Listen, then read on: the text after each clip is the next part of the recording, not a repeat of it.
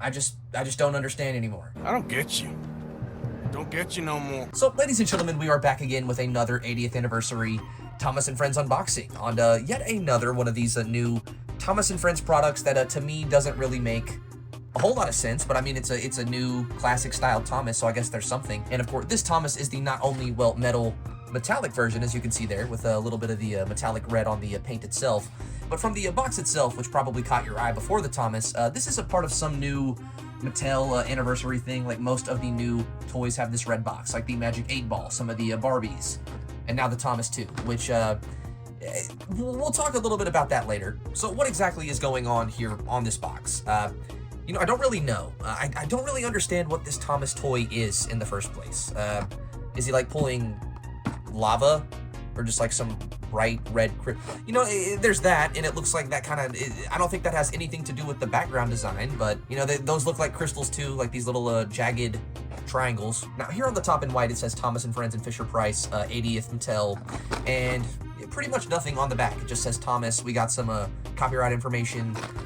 There's really not much to this. It's again, very catching, I guess, hopefully for the right if you saw this, it's the first thing I don't think is Thomas & Friends toy, even with the giant obnoxious Thomas & Friends, you know what I'm saying? Whatever. Box aside, ladies and gentlemen, this is the first time we're taking a look at this new die-cast metal Thomas, and you know, it's been a long time since I've seen any die-cast Thomas that I actually really wanted.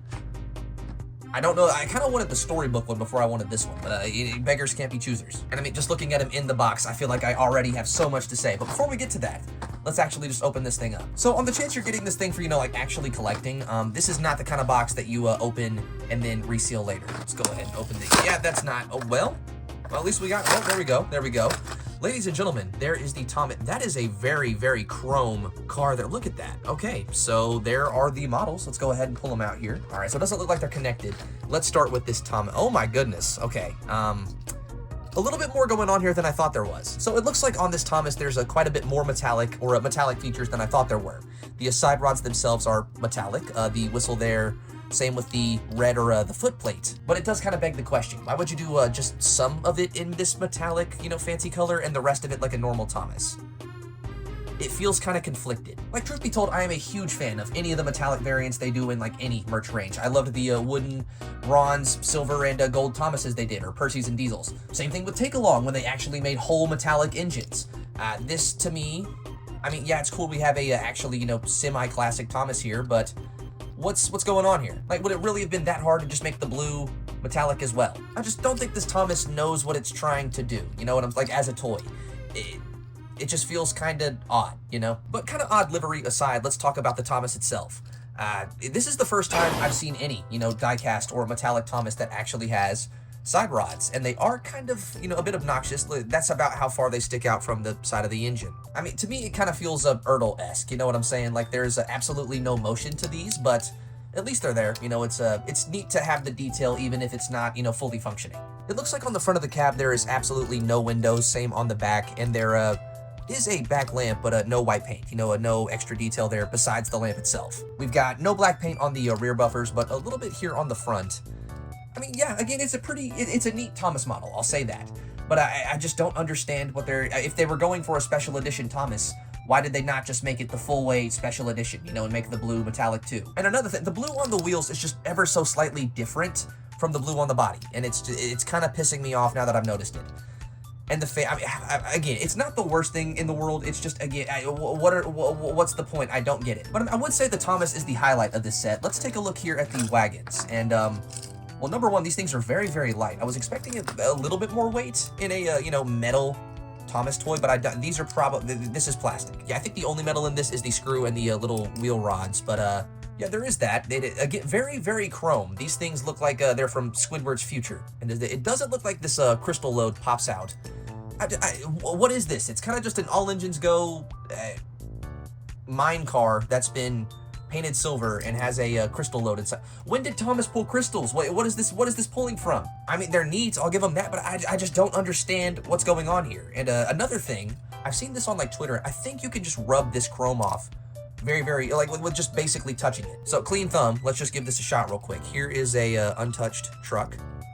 Let's give that a shot. Let's just give that a little rub. Let's see what that does. I mean, we smudged it. Let's see if it comes off. I mean, that's still... No? I mean, it's still there. Huh. Try a bit more force in this one. Let's see if we can get any of this to just rub off, because I've seen a lot of that on, like, Twitter. All right, it's pretty roughed up. Let's see. Rub this off with the hoodie. Oh, no, there it is. Oh, my goodness. Oh, my God. Yeah, whoa. Yeah, that's, look at me. Mattel, you owe me like 40 I want a new hoodie. Whoa, so like, how can you give this to like a child? Like if a kid's playing with this, and they will be rough with it because that's just what children do. How are they not gonna get this like on their like hands or like maybe in their mouths or just like on other toys? That is just fucking terrible. So really quick, I wanted to bring this Thomas not only to the play rail layout so you could see that it kind of functions, you know, not only on Blue Track and I assume Trackmaster Track 2, but also to do a bit of a rant about this thing because this toy is a problem, and let me explain that. So number one, this is kind of being sold as a quote-unquote collector's item, despite being a toy for children. So yeah, you could make the argument that you're getting this and you're leaving it in the box, so you don't really have to worry about things like this paint deterioration. That is not true. The box does not save this paint from deteriorating over time. And also from the angle of like being a parent, say I gave this to my son, right? He would then get chrome or silver paint on his hands that would then possibly make it in their mouth. You know, the kids put things in their mouth. They're ingesting chrome paint. This needs to be recalled. This is an actual issue. And no, it is not just present on the trucks here. If I were to take Thomas just pretty good here and just start scrubbing on these side rods, they will start coming off there as well. Let's give that a shot. Yeah, look at that. Look at the top. The polish is already starting to come off. This toy is dangerous. It's not the kind of thing I would recommend getting a child. And also, let's talk about this from the angle of this being an actual collector's item, right? You should be allowed to buy an item if it is a collector's item, right? And you know, play with it and use it without it, you know, breaking from simple use or deteriorating from simple use. This is abysmal. This is not good quality control. This is dangerous. Mattel, what the fuck is wrong with you? Like, I'm sorry, Ruby Collection, Collector's Edition or not, there should be no excuse for the toy deteriorating from simply existing. That is stupid. Like, this wasn't even a problem when Wooden Railway had all those, like, lead paint recalls. This is just another one of those waiting to happen. This is trash. This is garbage. So yeah, it turns out that is 110% right. You can just rub the chrome detailing straight off of these things. And another thing about the wagon, why is everything on these metallic but the wheels? That's just, again, if you're gonna go halfway, just go the full way. Or not even half. This is like 75%. Whatever. Mattel, you piss me off. So, ladies and gentlemen, on the what am I gonna rate them? What even can you rate this? It's this is kind of dangerous. Like I'm not giving this to my kid to play with ever. You should not have to clear coat a metal engine when you buy it. That's kind of stupid in my... This is like a 6.5 out of 10, like if that. And it's not because I don't really appreciate this Thomas. This is a very, very cool Thomas variant. You know, I really like the metallic they put on him. I do think the inclusion of these side rods and all this extra detail, I mean, it's something we didn't even get in Take Along. This is a very, very unique Thomas model. But why would you make it dangerous? Why would you it just doesn't make sense. This should not ever be a thing.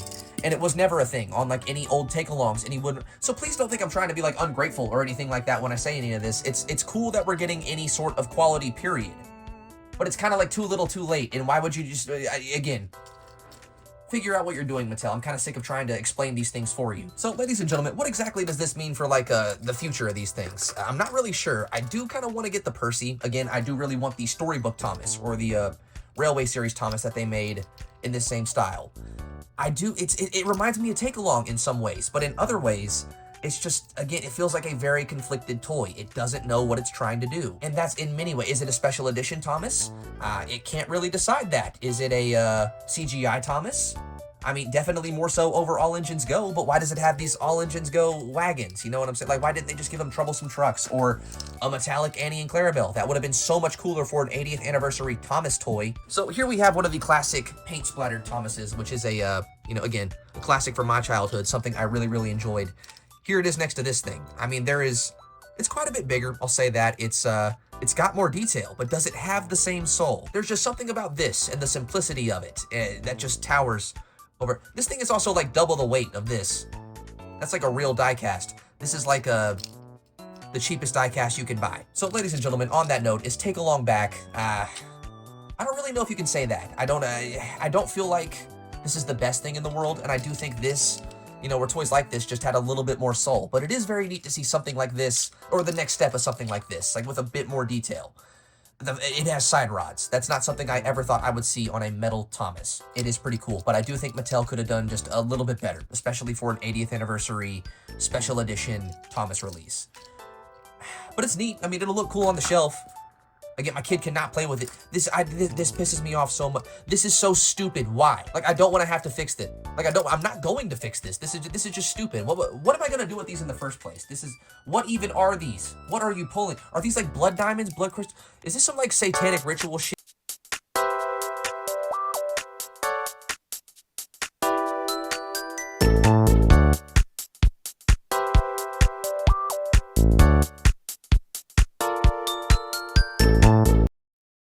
Bye-bye. See you soon.